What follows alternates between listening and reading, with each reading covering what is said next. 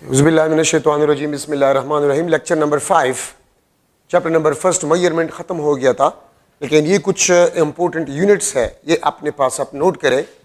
1 inch 2.54 centimetre, 1 metre 3.28 feet, 1 yard आपके पास this is equal to 3 feet which is approximately equal to 1 metre. Light year is the unit of length distance. This is the distance traveled by light in vacuum in one complete year.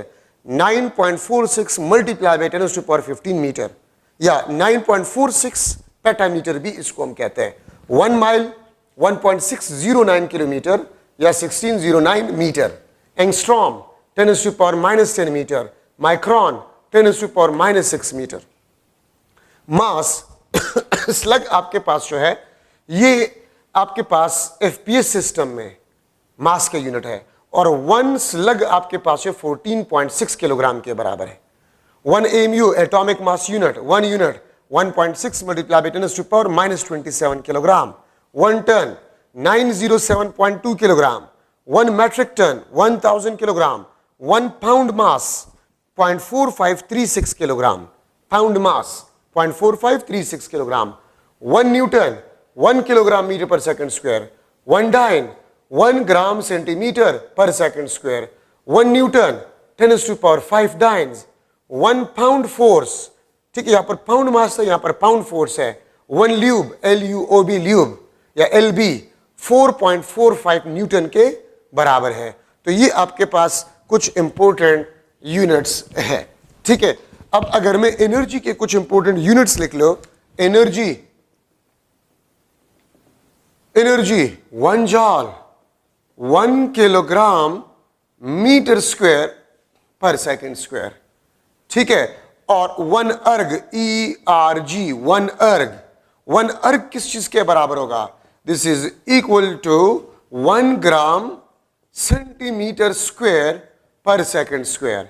और मैं लिख सकता हूं कि 1 जॉल आपके पास जो है this is equal to 10 to the power 7 अर्ग्स।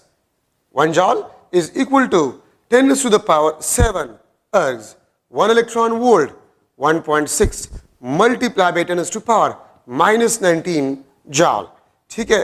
और अगर मैं लूं 1 कैलोरी आपके पास है this is equal to 4.2 joule. Calorie is also the unit of energy. ये भी आपके पास जो है एनर्जी का यूनिट है, ठीक है, ये याद रखिए। अच्छा, यहां पर मैं लिख सकता हूं 1 BTU British thermal unit, this is equal to 252 calories.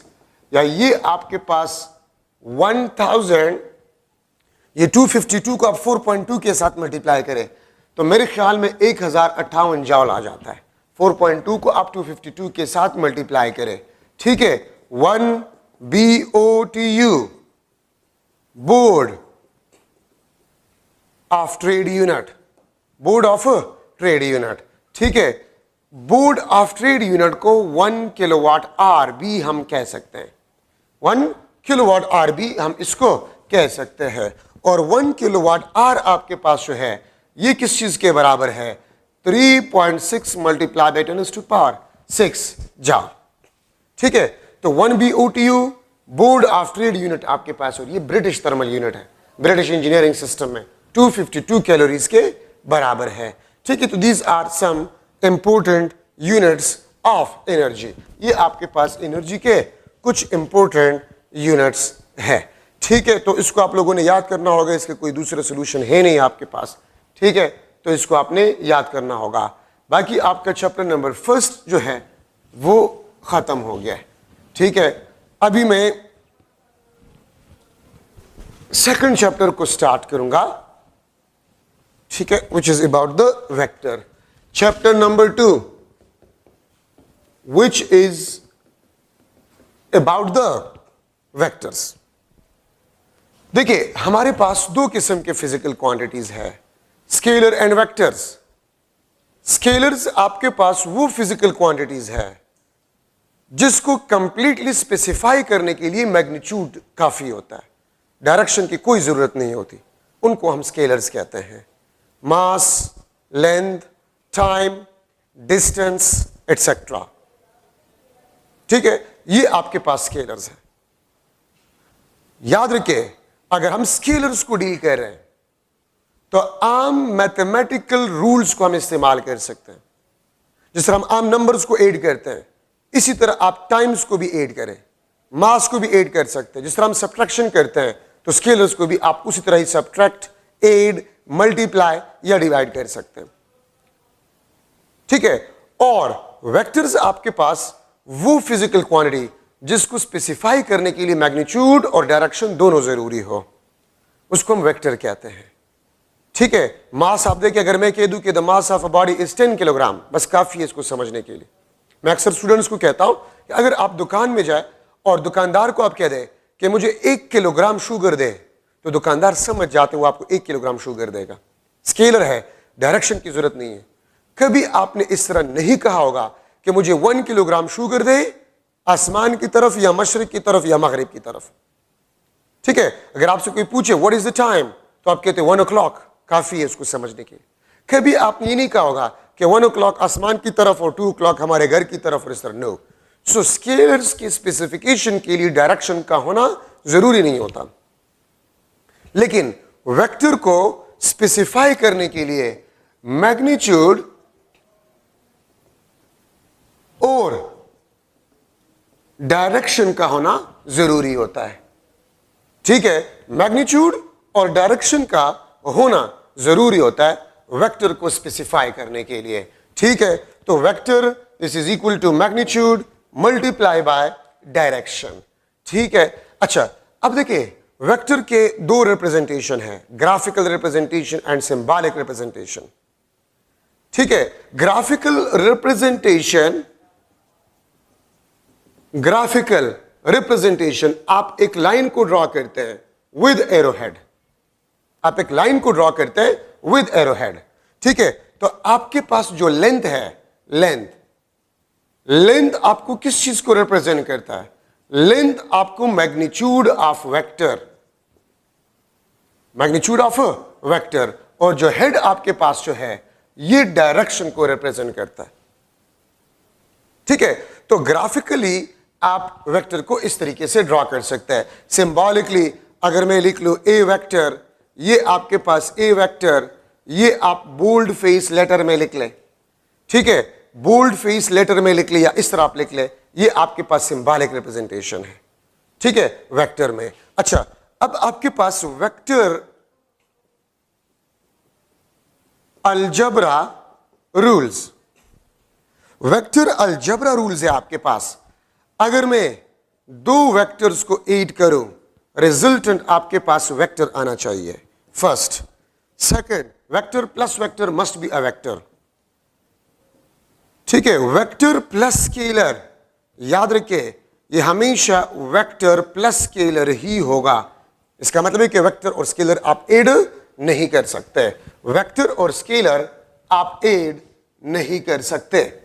ठीक है, अगर आप वेक्टर को ले, ठीक है, और उसको आप एक दूसरे वेक्टर के साथ मल्टीप्लाई करें, तो ये आपको या तो स्केलर देगा या आपको क्या देगा? वेक्टर देगा।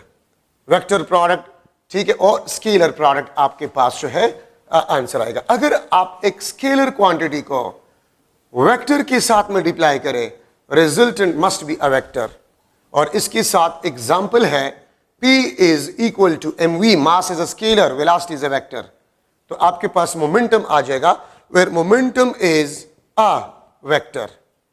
ठीक है, अगर आप किसी स्केलर नंबर को 1 2 3 वगैरह, ये स्केलर नंबर है, अगर आप वेक्टर के साथ स्केलर नंबर मल्टीप्लाई करें, ठीक है, तब भी आपके पास वेक्टर आएगा। और सिक्स्थ रूल आपके पास ये है, vector divide by vector, this is not possible. याद रखें, वेक्टर डिवीजन आपके पास जो है, this is not possible. Vector division आपके पास पॉसिबल नहीं है। ठीक है, ये बात आप लोग याद रखें।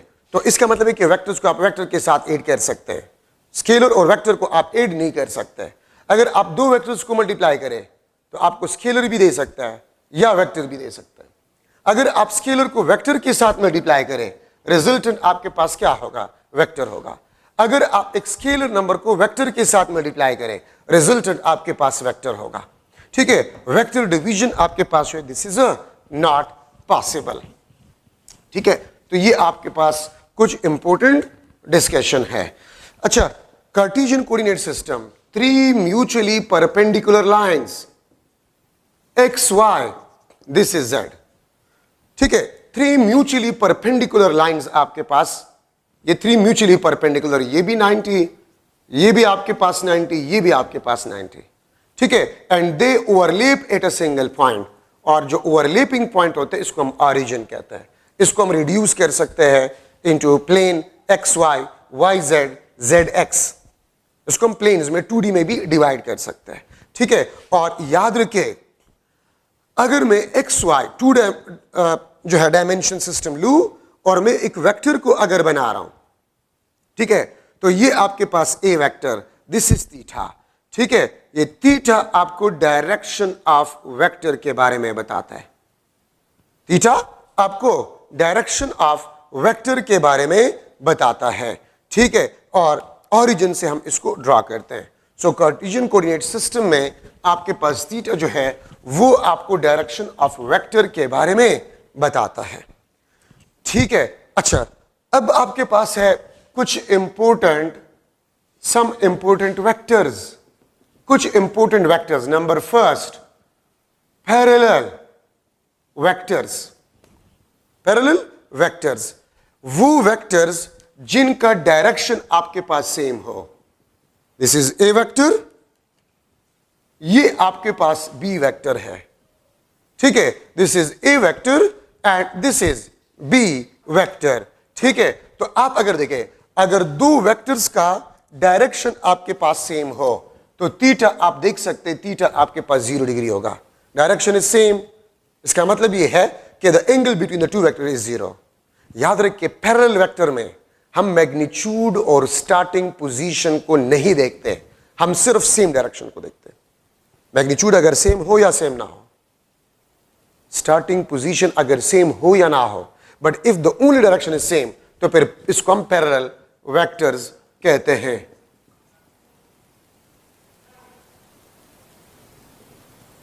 एंटी पैरेलल वेक्टर्स, ठीक है, एंटी पैरेलल वेक्टर्स, और एंटी पैरेलल वेक्टर आपके पास जो है, अगर मैं ये लूं C, ठीक है, और मैं ये लूं दिस इज D, अगर आप थीटा को देखें, ये आपके पास 180 डिग्री होगा, डायरेक्शन इज अपोजिट।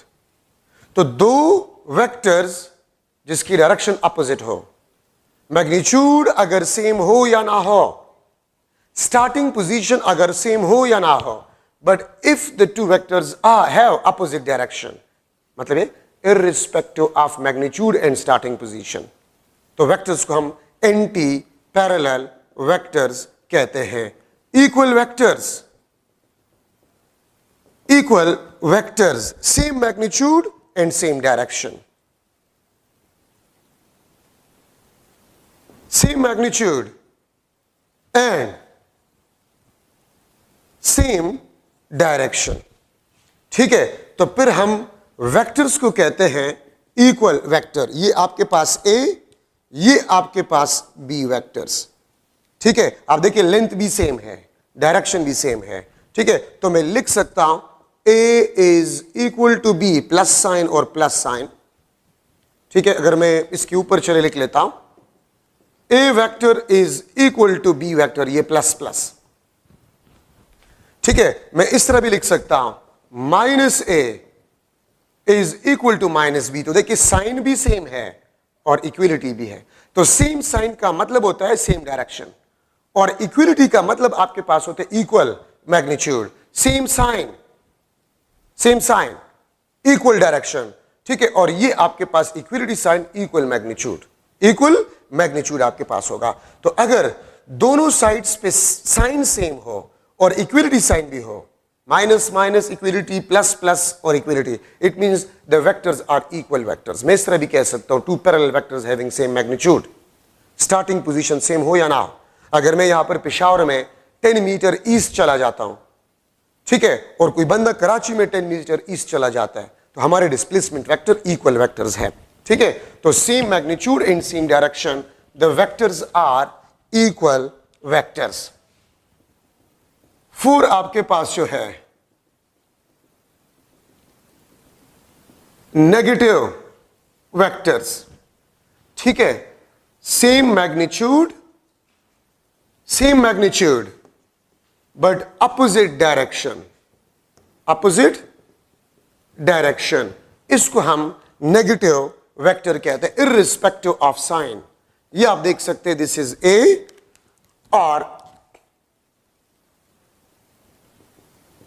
ये आपके पास बी, ठीक है।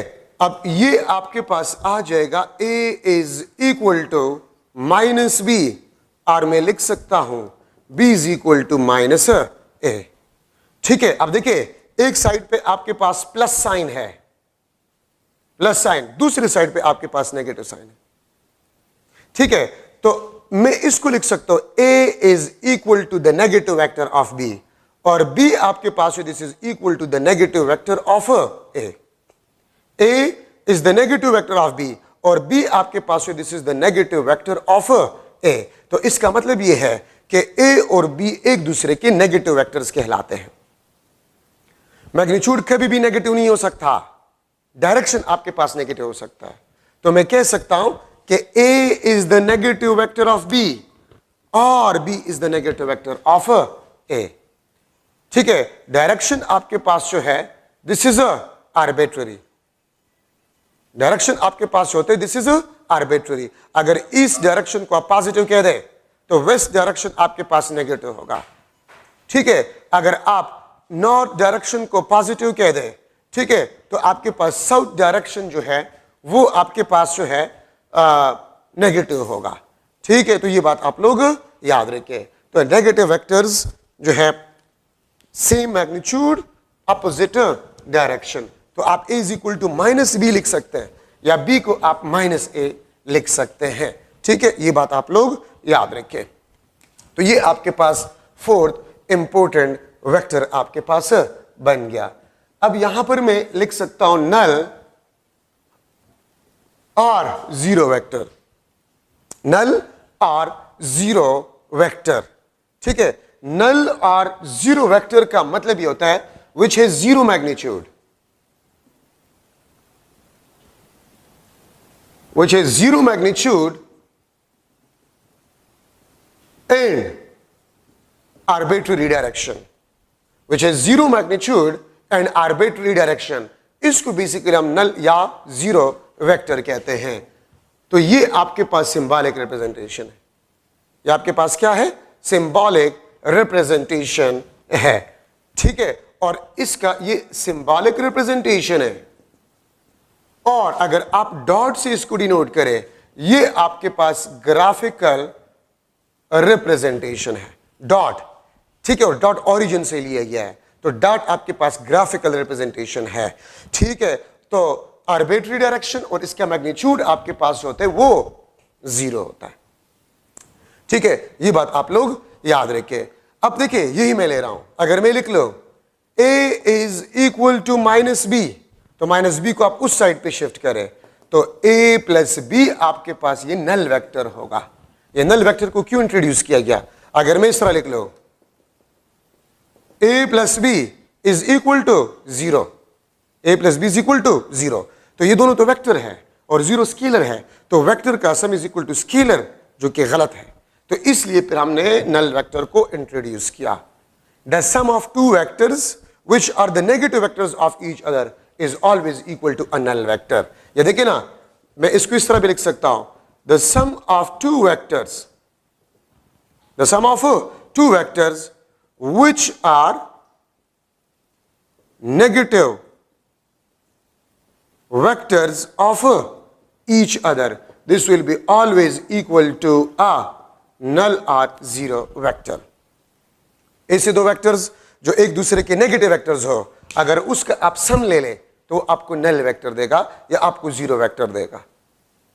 ठीक है, तो ये आपके पास इसका स्टेटमेंट बन जाएगा। हां, अगर मैं इस तरह लिख लूं कि मैं इसके मैग्नीट्यूड निकालूं, the magnitude of sum of two vectors which are the negative vector of each other, ये आपके पास जीरो होगा। याद रखें, magnitude is always positive and scalar.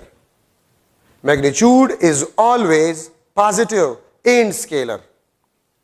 तो अगर मैं मैग्नीट्यूड की बात करूं, इसका मतलब होता है this is the magnitude of sum of two vectors which are negative vectors of each other। ठीक है, तो वो आपके पास जीरो होगा, वो नल वेक्टर होगा, ये आपके पास जीरो होगा। द मैग्नीट्यूड ऑफ सम, ये देखिए ना, magnitude of sum of two vectors A and B which are the negative vectors of each other, this is always equal to zero, magnitude of sum. ठीक है, लेकिन अगर मैं ए और बी मैं इस तरह लूं कि ए आपके पास है this is equal to minus B, तो इसका मतलब यह है कि ए मैग्नीट्यूड भी नॉन जीरो है और बी मैग्नीट्यूड भी नॉन जीरो है, लेकिन दोनों ए और बी वेक्टर एक दूसरे के नेगेटिव वेक्टर्स है। अगर मैं इनकी मैग्नीट्यूड्स लेकर इसको सम करूं, वो आपके पास नॉन जीरो होगा और इसका स्टेटमेंट आपके पास बनता है the sum of magnitudes, the sum of magnitudes of A and B which are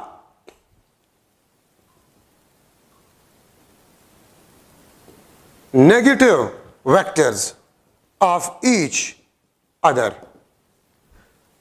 अगर आप थोड़े से स्टेटमेंट को देखें, ये आपके पास मैग्नीट्यूड ऑफ सम है, मैग्नीट्यूड ऑफ सम, और ये आपके पास क्या है, ये आपके पास सम ऑफ मैग्नीट्यूड्स है।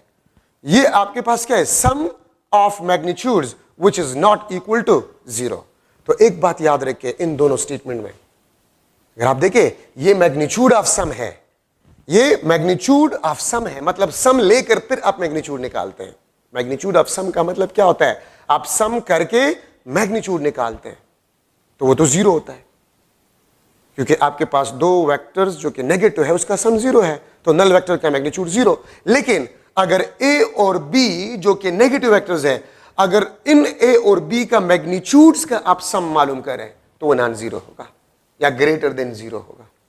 ठीक है, अगर मैं यहां पर एक एग्जाम्पल लिखूं, यहां पर मैं अगर एक एग्जाम्पल लिखूं, ठीक है, कि आपके पास है, let's suppose A vector is equal to 10 metre east, B vector आपके पास जो है 10 मीटर वेस्ट, तो मैं अगर ए वेक्टर का मैग्नीट्यूड लूं वो 10 मीटर है, अगर मैं बी वेक्टर का मैग्नीट्यूड लूं वो 10 मीटर है।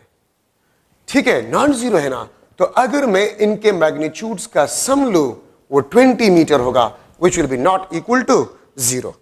ठीक है, तो magnitude of sum of magnitudes, ये आपके पास सम ऑफ मैग्नीट्यूड्स है, मतलब मैग्नीट्यूड्स का सम आपने ले लिया। और अगर मैं इस तरह लिख लो, मैं इसको इस तरह लिख लो कि आपके पास ए प्लस बी, ये आपके पास 10 मीटर ईस्ट, ठीक है, प्लस 10 मीटर वेस्ट, तो मैं इसको लिख सकता हूं A plus B 10 metre east plus 10 metre west को मैं लिख सकता हूं माइनस ईस्ट।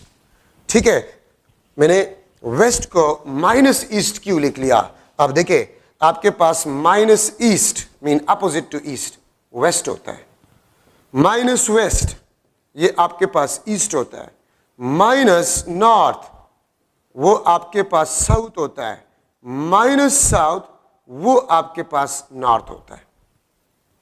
ठीक है, तो a plus B is equal to 10 metre east minus 10 metre east, ये आपके पास नल वेक्टर आ गया, ये आपके पास नल वेक्टर आ गया, क्योंकि ई डायरेक्शन भी इसके साथ ये, तो आपके पास ये नल वेक्टर आपको देगा।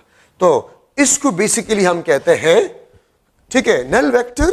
और अगर मैं इसका मैग्नीट्यूड निकाल लूं, तो a प्लस बी तो 0 है और नल वेक्टर का मैग्नीट्यूड भी आपके पास 0 है। तो ये आपके पास मैग्नीट्यूड ऑफ सम है और वो आपके पास सम ऑफ मैग्नीट्यूड्स है। तो कंक्लूजन ये है कि the sum of magnitudes of two vectors which are the negative vectors of each other, this will be not equal to 0.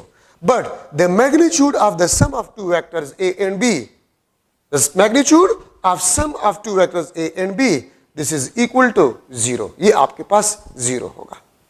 ठीक है, ये बात याद रखिए। तो ये इसमें आपके पास इंपॉर्टेंट जो है कंडीशंस है नेगेटिव वेक्टर्स में। ठीक है, सेम नजर आ रहे हैं लेकिन दोनों में आपके पास फर्क है। The sum of magnitudes of two negative vectors are non zero, but the magnitude of sum of two negative vectors are 0। ठीक है, तो इसका थोड़ा सा आपने ख्याल रखना है। ठीक है, तो ये आपके पास फोर्थ। अब फिफ्थ में ले रहा हूं, unit vector which has one magnitude and has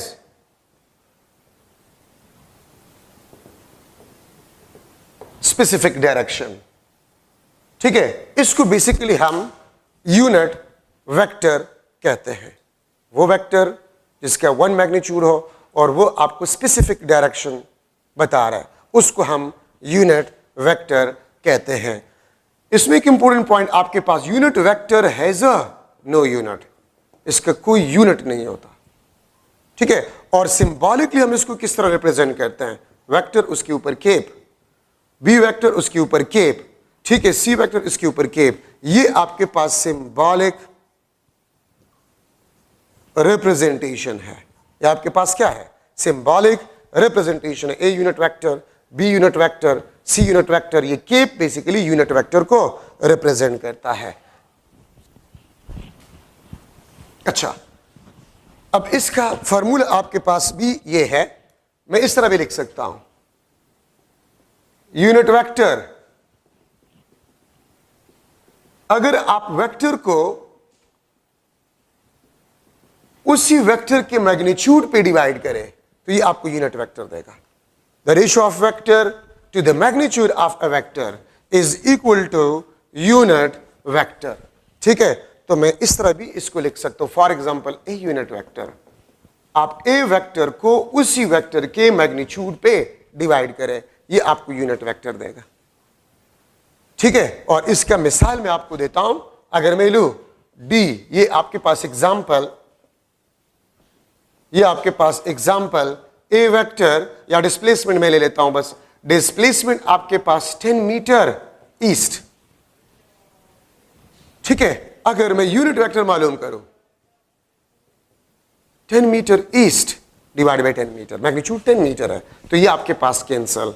D unit vector आपके पास जो है वो ईस्ट को रिप्रेजेंट कर रहा है। अब यहां पर आप लोग देखें, इसका मैग्नीट्यूड आपके पास 1, मैग्नीट्यूड 1, और ये स्पेसिफिक डायरेक्शन को शो करता है। तो देखिए, ये आपके पास डिस्प्लेसमेंट वेक्टर है, इसका मैग्नीट्यूड 1 और स्पेसिफिक डायरेक्शन। तो देखिए, यूनिट वेक्टर का फॉर्मूला है the ratio of vector to the magnitude of a same vector. ठीक है, ये आपको यूनिट वेक्टर देता है, जो कि एग्जांपल आपके सामने है। ठीक है, तो अब आपको पता है, अगर मैं 3D में लिख लूं, a is equal to axi plus ayj plus azk, this is the vector in 3D। i आपको पता है ये x एक्सिस को रिप्रेजेंट करता है, j यूनिट वेक्टर ये y एक्सिस को रिप्रेजेंट करता है, k यूनिट वेक्टर ये z एक्सिस को रिप्रेजेंट करता है। axi plus ayj plus azk, अगर मैं यूनिट वेक्टर लूं तो axi plus ayj plus azk, ठीक है, divide by magnitude a। Magnitude का फॉर्मूला उम्मीद है आप लोगों को आता होगा, ax square plus ay square plus az square under the root. ये आपके पास फॉर्मूला है यूनिट वेक्टर का। ठीक है, ये आपके पास vector and this the magnitude of a vector. ठीक है, मैग्नीट्यूड ऑफ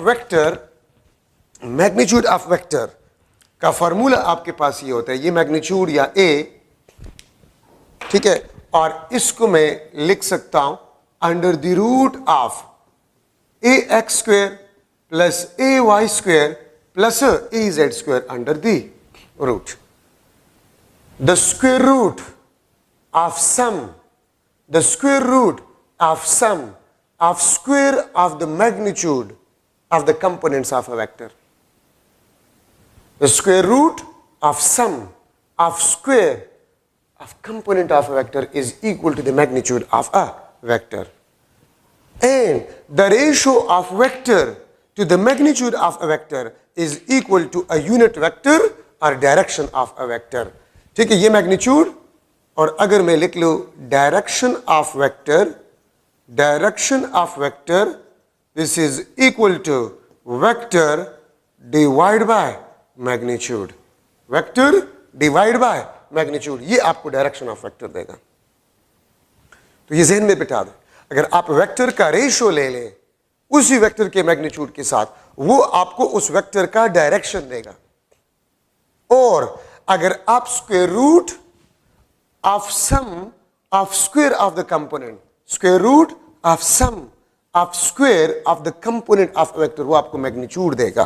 तो vector divide by magnitude of vector, ये आपको यूनिट वेक्टर देगा. अब अगर मैं आपसे क्वेश्चन करूं, ठीक है, अगर एक एमसीक्यू में लिख लो the unit vector of vector 2i plus j plus k will be dash. ठीक है, तो ए ऑप्शन में लिख लेता हूं i plus j plus k, B option 2i divide by under root 6 plus j divide by under root 6 plus k unit vector divide by under root 6. C option आपके पास जो है that is 2i plus j plus k divide by 6, और D option आपके पास जो है that is i j k. तो आप ये बताएं कि आपके पास यूनिट वेक्टर गिवन वेक्टर का क्या होगा. तो सबसे पहले तो इसका मैग्नीट्यूड मालूम करें. सबसे पहले इसका मैग्नीट्यूड मालूम करें. 2 square plus 1 square plus 1 square under the root, ये आपको अंडर द रूट ऑफ 6 देगा. ये आपको क्या देगा? अंडर द रूट ऑफ 6 ये आपको देगा. तो देखिए आप लोग, अंडर द रूट ऑफ 6 किस में है? ये आपके पास यूनिट वेक्टर है. 2i unit vector divide by root 6, j unit vector divide by root 6, k unit vector divide by root 6. क्यों? क्योंकि मैं इसको इस तरह भी लिख सकता हूं axi divide by magnitude of a plus ayj divide by magnitude of a plus azk divide by magnitude of a. इसको बेसिकली हम यूनिट वेक्टर कहते हैं. तो अगर आप किसी वेक्टर को उस वेक्टर के मैग्नीट्यूड पे डिवाइड करें, वो आपको यूनिट वेक्टर देगा. ठीक है, अगर आप इंडिविजुअल, मतलब मेरे कहने का ये है, इसको मैं इस तरह भी लिख सकता हूं, इसको मैं इस तरह भी लिख सकता हूं. ठीक है, axi divide by under the root of ax square plus ay square plus az square, ayj divide by under the root of ax square plus ay square plus az square plus azk. ठीक है, azk divide by under the root of ax square plus ay square plus az square. मैं इस a unit vector को इस तरह भी लिख सकता हूं, axi divide by magnitude plus ay divide by magnitude plus azk divide by magnitude. इसको भी बेसिकली हम यूनिट वेक्टर कहते हैं. ठीक है, तो आपसे इस किस्म के क्वेश्चंस भी पूछे जा सकते हैं कि what vector will be parallel to the given vector. तो याद रखिए, आपके पास एक वेक्टर का जो यूनिट वेक्टर होता है वो उसी वेक्टर के पैरेलल होता है. तो मैं आपसे ये भी पूछ सकता हूं what will be the vector which is parallel to 2i plus j plus k. इसके पैरेलल वेक्टर कौन सा होगा? तो यही आंसर होगा, यूनिट वेक्टर ही उसी वेक्टर के पैरेलल आपके पास होगा.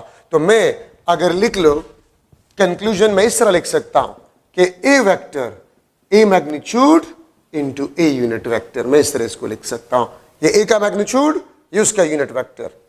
ठीक है, मैग्नीट्यूड और यूनिट वेक्टर डायरेक्शन वो आपको ए वेक्टर देगा.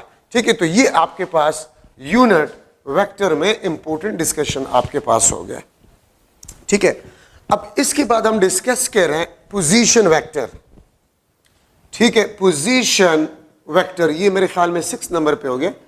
Position vector, position vector which locate a point with respect to origin।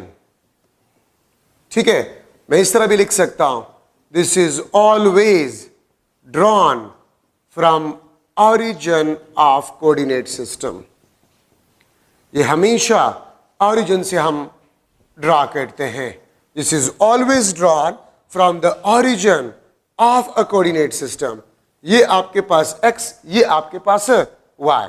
ठीक है, अगर मैं एक पोजीशन वेक्टर को ड्रा करूं, this is R vector, this is point P और ये उसके कोऑर्डिनेट्स। ठीक है, तो R आपके पास ये पोजीशन वेक्टर को रिप्रेजेंट करता है। ठीक है, और R को हम लिख सकते हैं this is equal to x plus y। ठीक है, और इसको मैं लिख सकता हूं this is xi unit vector plus yj unit vector. तो ये इसका ग्राफिकल रिप्रेजेंटेशन है, ओरिजिन से ड्रा है। ठीक, और इसको मैं इस तरह लिख सकता हूं इन 3D। अगर 3D में हो तो R आपके पास xi plus yj plus zk। ठीक है, ये आपके पास 3D में है पोजीशन वेक्टर। तो मैं यहां पर अगर आपसे पूछूं कि एक मॉस्किटो है, अगर मैं एक MCQ बना लूं, mosquito is flying in a room whose coordinates are 1 to 3 meter from some corner of room, then position vector of mosquito will be dash. ठीक है, ये उसकी कोऑर्डिनेट्स, ये x, ये y, ये z। ठीक है, तो मैं लिख लूंगा i unit vector plus 2j plus 3k। B option आपके पास जो है 3i plus 2j plus k। C option आपके पास है 1 प्लस 2 3 प्लस 3 6ij k। और डी ऑप्शन में लिख लो नन ऑफ दिस। ठीक है, तो आपके पास आंसर क्या होगा? तो आप ये देख ले, x, ये आपके पास x, ये y, ये z, इसके कोऑर्डिनेट्स है। ठीक है, तो what will be the correct option? None of this is the answer. क्यों? क्योंकि इसके साथ यूनिट है मीटर। यहां पर तो आपको ये नजर आएगा, लेकिन इसके साथ यूनिट नहीं है। ठीक है, तो मेजॉरिटी स्टूडेंट्स इसको सेलेक्ट करेंगे कि दिस इज करेक्ट। ये करेक्ट नहीं है। क्यों? इसके साथ मीटर यूनिट है, लेकिन यहां पर मीटर नहीं है। इसका आंसर आपके पास ये होगा i plus 2j plus 3k और ये आपके पास मीटर। तो ये करेक्ट ऑप्शन होगा, जो कि आपके पास नहीं है ऑप्शन में। तो none of these is the answer. ठीक है, मैं इस तरह भी इसको लिख सकता हूं 1 metre i plus 2 metre j plus 3 metre k। इस तरह भी मैं इसको लिख सकता हूं। तो ये भी करेक्ट है, ये भी करेक्ट है, और इन दोनों में एक भी नहीं है ऑप्शन में। तो none of these is the answer. अगर मैं आपसे पूछूं what will be the distance of the mosquito from this corner, ठीक है, इस मॉस्किटो का डिस्टेंस क्या होगा फ्रॉम दिस कॉर्नर, तो इसका मैग्नीट्यूड मालूम करें। 1 square plus 2 square plus 3 square under the root. तो 3 square 9, 2 square 4, 9 plus 4 13, 13 plus 1 under root 14 metre distance होगा इस मॉस्किटो का इस कॉर्नर से। अगर मैं आपसे पूछूं पोजीशन वेक्टर क्या होगा, तो ये।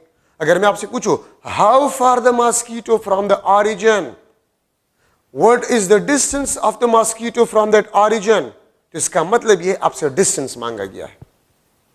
ठीक है, और डिस्टेंस के लिए आप इसका मैग्नीट्यूड मालूम करेंगे। 1 square plus 2 square plus 3 square under the root. ये आपके पास डिस्टेंस या how far the mosquito from the origin आपके पास बन जाएगा।